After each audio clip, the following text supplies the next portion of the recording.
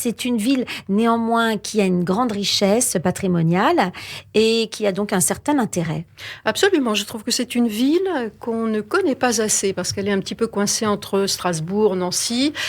Or, c'est à 1h30 de Paris, donc pour les Parisiens, très facile d'y faire comme on appelle ça, un city break. Un crochet. Un crochet. Ça vaut plus qu'un crochet, parce que contrairement, je ne sais pas vous, quel est votre imaginaire sur Metz. Moi, j'avais l'image d'une ville de garnison, truc un peu triste. Un peu triste, moi aussi. Oui. Eh bien, ce n'est pas le cas du tout. C'est une sacrée surprise. C'est une ville, effectivement, qui déjoue l'imaginaire. Déjà, quand vous sortez de la gare, parce que ça ne vaut pas le coup d'y aller en voiture, c'est 1h30 de train, vous êtes au plein centre-ville. Ouais. La gare, c'est une des plus belles gares de France. Elle fait 300 mètres de façade, déjà. Ah oui. Elle est entièrement sculptée parce que c'était la gare impériale du Kaiser allemand à l'époque où effectivement la ville a été annexée par les Allemands. Et donc, elle est totale. À l'intérieur, il y a des mosaïques. Enfin, c'est une gare totalement stupéfiante. Déjà, vous débarquez là, vous vous dites, tiens, ça peut pas être un petit bled, quoi. C'est ça, bien sûr. Mais alors, d'où ça vient, cette idée que Metz, finalement, c'est une ville triste? Ah, je ne sais pas si c'est une Est-ce que c'est une l'histoire idée de la beaucoup France partagent, j'en sais rien. Bon, déjà, bien sûr, mais il faut dire aussi qu'on la connaît pas, que c'était dans l'esprit de beaucoup une ville essentiellement militaire, donc pas pour nous, quoi. Donc pas tourisme. Et puis c'est l'Est. Alors beaucoup de gens, effectivement, pour eux, l'Est, c'est il y a pas grand soleil, pas de plage. Et oui, mais il y a autre chose que les plages. Même s'il y a du soleil, j'en témoigne, j'en ai eu. J'ai eu la pluie aussi, je reconnais. Mais voilà, il faut. Ça dépend ce qu'on veut faire. Mais si on veut vraiment, si on veut être surpris par une ville, c'est parce que c'est un melting pot d'architecture. C'est presque une leçon d'architecture. D'abord, cette ville a été de tout temps extrêmement riche. C'était à l'époque déjà de l'Empire carolingien. On a déjà des traces. C'était une ville très commerçante. C'est une voie. Oui, elle passe. C'était une ville vraiment très commerçante. C'était ensuite, à l'époque du Saint-Empire romain germanique, une ville à la fois très commerçante et bancaire, une place bancaire extrêmement importante. Donc on imagine ce qui se traduit sur le plan architecture, des demeures. Et puis vous avez une période 18e siècle avec d'énormes bâtisses, là pour le coup, qui étaient beaucoup militaires, magnifiques, en pierre. Alors il y a une pierre à Metz qu'on appelle la pierre de Jaumont. Voilà. Ils l'appellent aussi la pierre de soleil, à juste titre, parce que c'est très curieux, on ne s'attend pas du tout dans l'Est à voir ce jaune.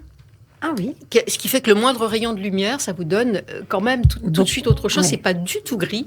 C'est vraiment, le cœur de ville est absolument magnifique. Il y a une cathédrale, mais absolument de toute beauté, une cathédrale gothique, où il y a des façades vitrées. Je crois qu'il y a 6500 mètres carrés de vitraux.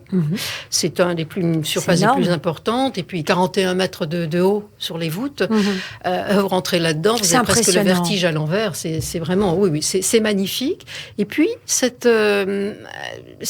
d'abord, c'est une ville très vivante et une juxtaposition vraiment d'architecture qui est à la fois l'architecture germanique qu'on appelle maintenant, c'est le quartier impérial. Vous avez de superbes petites villas individuelles, etc. Vous avez toutes ces demeures dans le 18e absolument somptueuses, un quartier médiéval aussi. Je vous dis, c'est presque une leçon d'architecture au fil des temps. Et est-ce que cette beauté architecturale va de pair aussi avec une infrastructure culturelle, des musées, des théâtres?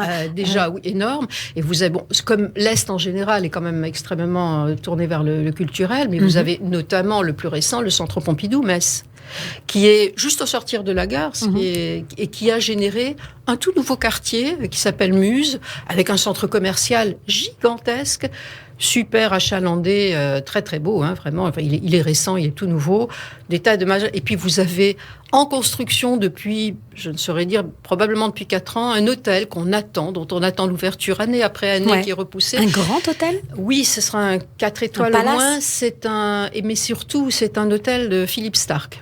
D'accord. Alors, il sera fait de la petite cuillère jusqu'au mur par Stark. Il est construit, en fait, c'est un grand bâtiment comme ça, rectangulaire, qui n'a pas de charme particulier, vitré, mais au-dessus, sur le toit, et on le voit bien sûr, enfin, on commence à le voir parce que rien n'est fini, il a reconstitué une des villas impériales de la ville, qui est sur le toit. Donc c'est une villa à l'ancienne, avec les petites tourelles, et il y aura des mirabelliers autour, puisque c'est le pays de la Mirabelle. Donc il y aura dedans des bars, des spas, des trucs. Mais enfin bon, il y aura. Donc très tendance. Très tendance. Ah oui, ce sera certainement une curieuse. Et puis il est à côté du Pompidou, quoi. On pourrait presque vivre à Metz et travailler à Paris, si je comprends bien. Certains le font, absolument. Et puis autre chose à Metz, c'est une ville.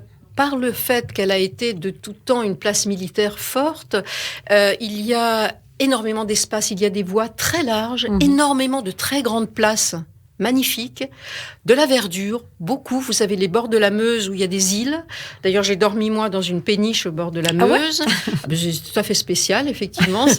Et vous avez... Tout est aménagé. Et on dort bien sur la Meuse. On dort très, très bien sur la Meuse. Ça bouge pas, hein, je veux dire, mais c'est un petit appartement pour vous. Il y a aussi des petits hôtels magnifiques, une gastronomie d'enfer. Il y a des hôtels... Vous me donnez envie, là. Hein. Ah non, mais franchement, c'est une surprise parce que si vous vous attendez à quelque chose de triste, c'est tout sauf triste. Il y a énormément de choses à faire. Vraiment. Beaucoup d'endroits à découvrir, aussi bien nature, aussi bien citadin. Ça, c'était l'esthétique, Evelyne. Maintenant, les gens, est-ce que ce sont des Français comme les autres? Les gens qui habitent à Metz. Je pense qu'ils ne vont pas bien vous accueillir. Eh bien, écoutez, ce sont des gens, quand même. C'est très cool. De l'humour, j'en sais rien. On en laisse en général, j'en suis, donc je suis pas trop sûre. J'essaye de cultiver le mien. Mais bon, je ne sais pas, je ne saurais pas dire. En 3 jours, c'est vraiment difficile à dire. Mais ce sont des gens cool. Il n'y a pas de gens qui s'énervent. Enfin, en tout cas, de ce que j'ai vu et de ce qu'on m'a dit aussi. C'est assez, mais parce que c'est une ville... de province, finalement, quand même. Elle reste un peu une ville de province. Donc, les gens sont peut-être moins stressés qu'à Paris, ça, c'est certain. Ah oui, c'est 120 000 habitants. Voilà. Je veux dire, c'est pas tout à fait la même chose. Non. Vous êtes relativement facilement d'un endroit à l'autre. Et puis, il y a des endroits très divers pour tout le monde. Et ça, c'est quelque chose d'assez étonnant dans une ville comme... on ne sait pas, franchement. Moi, j'y suis allée une première fois très rapidement en me disant ça, c'est curieux, je ne m'attendais pas du tout à ça. Il faut que j'aille voir de plus près. Je peux vous assurer que je ne suis pas du tout déçue. Et vous avez ce qu'ils ont fait d'énormément, enfin de très intéressant. Beaucoup de ces anciens bâtiments militaires, c'était quand même une très grande place forte. Et c'est pas des petits bâtiments, hein, je veux dire, c'est quand même massif. Ont été transformés. Alors vous avez par exemple l'ancien arsenal qui est devenu un pôle de culture. Il y a un auditorium dedans qui a été construit par l'architecte catalan Ricardo Bofill, qui est mort il y a peu de temps, là, de toute beauté en bois. C'est vraiment très, très beau. Beaucoup de richesses à découvrir, finalement. Exactement, oui. Peut-être les petits conseils pratiques. Alors, vous nous avez dit, c'est à 1h30 en voiture, mais en train. Donc, c'est tellement simple, hein, c'est tellement facile pour y aller. Même par l'autoroute, depuis Paris, j'entends. C'est très, très simple. Bien sûr. Oui, bien sûr. Mais alors, un petit conseil, combien de temps, à quelle période de l'année vous pouvez conseiller les gens? Vous savez, toutes les villes, c'est à toutes les époques de l'année, ça dépend de ce que vous cherchez. Si vous vous savez que quand vous allez dans ces régions-là, vous pouvez avoir un très beau temps, c'est continental, ou vous pouvez avoir... Alors, tout dépend des activités que vous voulez faire. Si vous voulez visiter la ville, profiter de l'aspect culturel. Il y a un musée Verlaine aussi. Il y a un supermarché couvert qui était en fait destiné à devenir l'archevêché. Enfin, l'hôtel, en fait, de l'archevêché. Et la Révolution française est intervenue, donc fini l'église. Donc c'est un énorme bâtiment en fer à cheval avec un immense marché couvert qui est ouvert 5 jours sur 7 et où vous pouvez manger à l'intérieur. C'est des transformations étonnantes. C'est propice à la balade, finalement. Absolument. Alors, si vous voulez y aller effectivement pour la culture, vous pouvez y aller en toute saison. Si vous voulez y aller pour le côté nature, vous baladez ensuite dans les vignobles et tout ça, mieux ou le long de la Meuse, oui, évidemment, mieux vaut l'été, bien sûr. Merci infiniment, Evelyne. On va vous retrouver la semaine prochaine pour d'autres aventures. À la semaine prochaine. Absolument, à la semaine prochaine. Au revoir.